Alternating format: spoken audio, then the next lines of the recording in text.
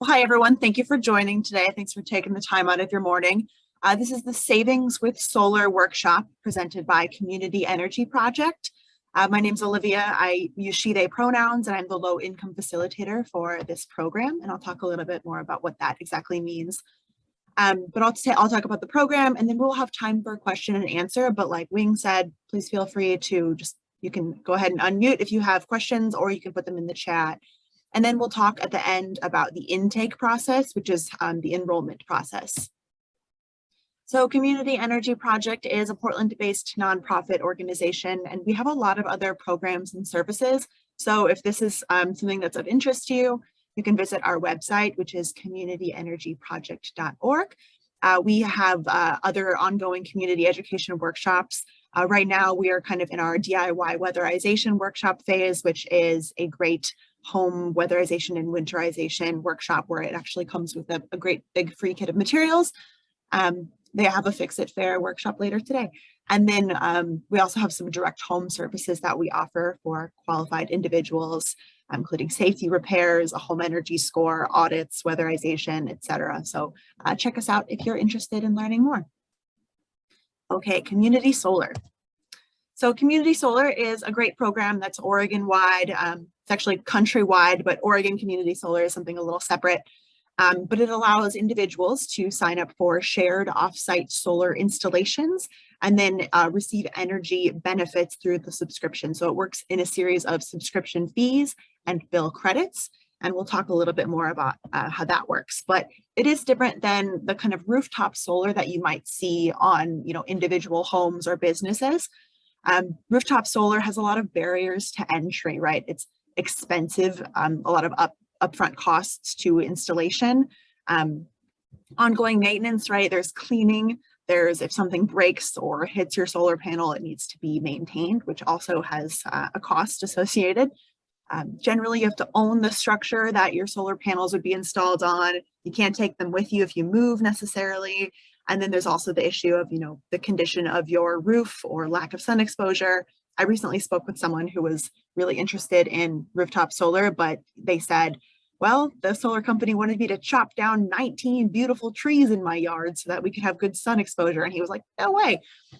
So community solar knocks down a lot of those barriers.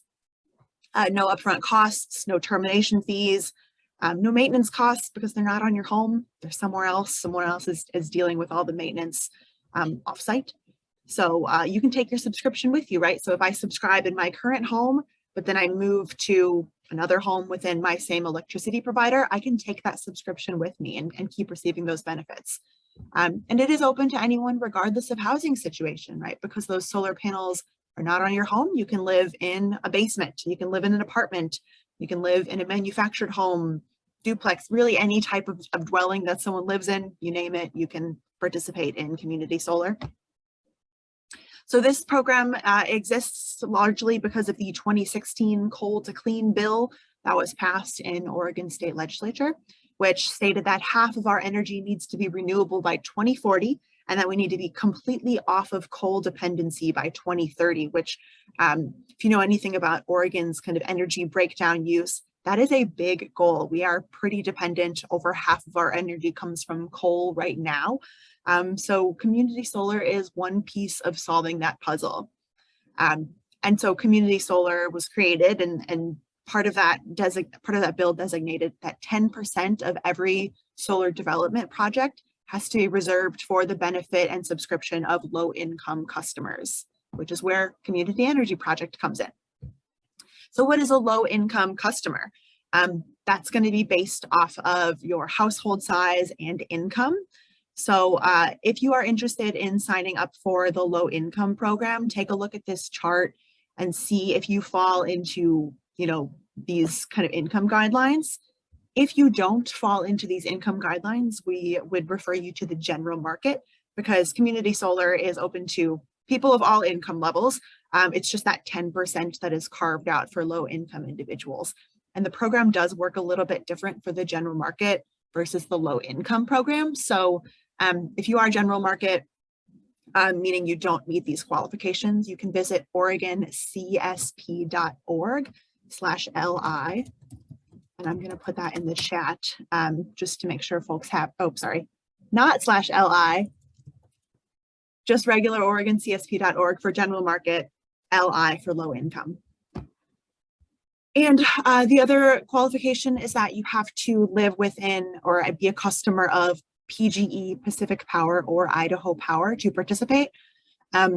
This is a map of all the places that those companies serve, and it makes up for about 90% of Oregon's population. So there's kind of some big gaps out in the middle of Oregon, but the majority of Oregon's population is served by PGE, Pacific Power, or Idaho Power. So how does it work? Like I said, it works through a series of subscription fees and bill credits. And the kind of binding, it's not binding because we'll talk about the contract, but subscribers can sign a contract with their project managers to sign up. So once you've signed a contract, that's when you're signed up. That contract lasts between 10 and 20 years, which means that you don't have to reapply every year like a lot of programs require you to continually apply for it. So once you're in. And that contract is going to include the size of your subscription, so how much solar energy that you'll subscribe to. It will include how much you can anticipate saving on your bill, so what your credits will be, additionally what your fees will be, and the contact information for your project manager or your PM. That's going to be the person responsible for that large project. They're the person you go to if you maybe are having issues with your bill, if you want to move or cancel your subscription.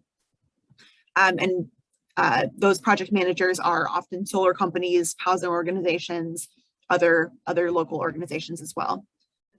So basically community solar works in that your sizing works depends on how much energy that you consume. So here we've got our big solar panels and maybe one family, the Martinez family, uses a lot more energy. Maybe they're a family of 6, so they have a larger share of that solar panel. Jackson family maybe uses a little bit less energy. Maybe they're just a family of 3 living in a smaller structure, so their solar subscription will be smaller. But other businesses, maybe a grocery store, a business, they might subscribe to a ton more solar energy. So how it works is that upon intake, you will provide information from your bill, and we will kind of go back and see what your annual historic electricity consumption is, and then size you at 80% of that. And that is to reduce the risk of what's called oversubscription.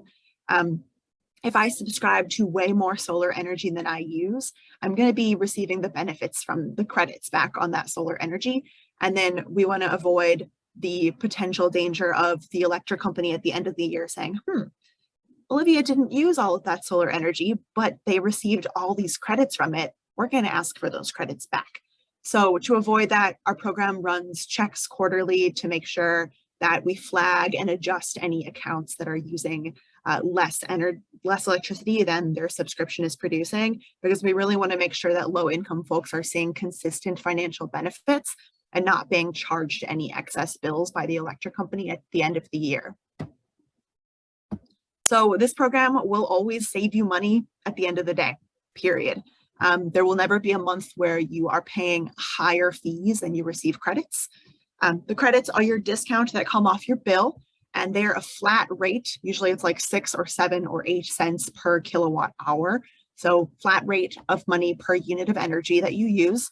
And those credits are always larger than your fees, resulting in a net discount. So here we've got our big credit. So it changes throughout the year, as you might note from this graph.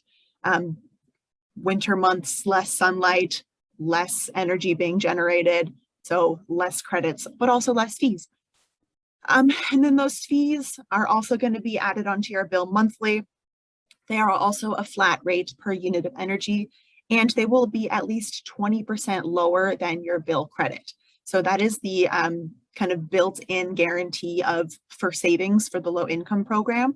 That does not exist in the general market, but for the low income program, you will have subscription fees and credits. However, your credits will always cover your fees and then start chipping away at your bill.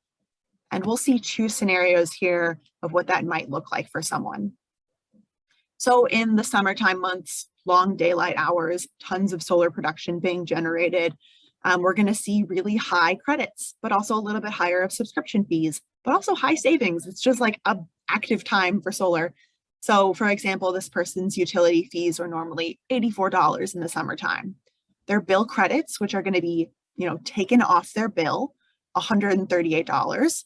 But then we're going to always add on that subscription fee on top. Note the subscription fee, again, smaller than the credit, resulting in a total bill $56 or about 33% lower than it was initially. So throughout the year, you can expect to see on average of 10 to 15% annual savings, but that doesn't mean 10 to 15% savings every month. As you can see here in August, it's high, 33%. And then other months might have lower savings, but the average of the year is 10 to 15%. I did just recently speak with a person who has been enrolled in community solar this last summer, and they told me that they saved 50% on their bill in July, which is fairly high savings. So it does fluctuate. And a January scenario, a lot less solar production going on. We might even be using more electricity in the winter months. So maybe our utility fees are a little higher, maybe 126. Again, we're going to take away those take away from our bill the bill credits, right? We're earning that $35, and then the subscription fee, tacking it on to our bill, $28. Again, note lower than the credits, resulting in a total bill which is about $7 less than our normal fees, so 6% savings. And again, like I said, average household is going to save 10 to 15% on bills throughout the year. So there are definite benefits to being a low-income subscriber if you do qualify rather than going through the general market. Community Energy Project is the kind of contact go-to person for low-income subscribers in terms of education and enrollment.